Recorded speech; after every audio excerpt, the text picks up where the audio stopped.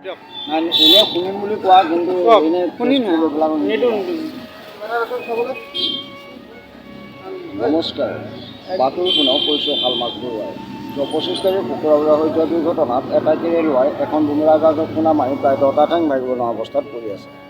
আজি যোৱাৰাতি তেজপুৰ হজৰা পাৰত প্ৰায় 12 বছৰীয়া বান্দৰণী এজনী ডিঙিত চিপ জুই লাগি থকা অৱস্থাত এটা কেকেটুৱাই গৈ তেখেতক উদ্ধাৰ কৰে। এয়া বাতৰি শুনিছে আকাশবাণীৰ ভোজকে কেন্দ্ৰৰ পৰা। যোৱাকালি বাউনী ষ্টেডিয়ামত গুৰিপুৰ আৰু ভেনামাখিৰ মাজত হোৱা গুলীয়াগুলীৰ সংঘৰ্ষত প্ৰায় কেইবাজনো ভেনামাখি নিহত হয় আৰু আহত কেইজনক ওচৰৰে চুৱনি হস্পিটেলত ভৰ্তি কৰোৱা হয়। আজি লখিমপুৰ স্থানীয় সংবাদদাতাই জনাইছে যে এজন বিলাহী খেতিয়কে প্ৰায় 5 পোৰা মাটিৰ বিলাহী খেতিত হাইব্ৰিড ইনজেকশ্যন দিয়াত বিলাহী ঠাইত বেঙেনাহে উৎপাদন হৈছে বুলি সূত্ৰত প্ৰকাশ।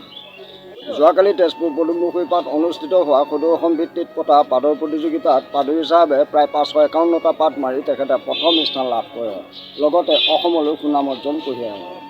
আজি নগাঁৱৰ স্থানীয় সংবাদদাতাই জনাইছে যে 3টা বিহাৰীৰ 3ডাল টিকনি ৰহা দলঙৰ তলৰ খুঁটাত পাক খাই থিতাতে মৃত্যু হয়। নমস্কাৰ।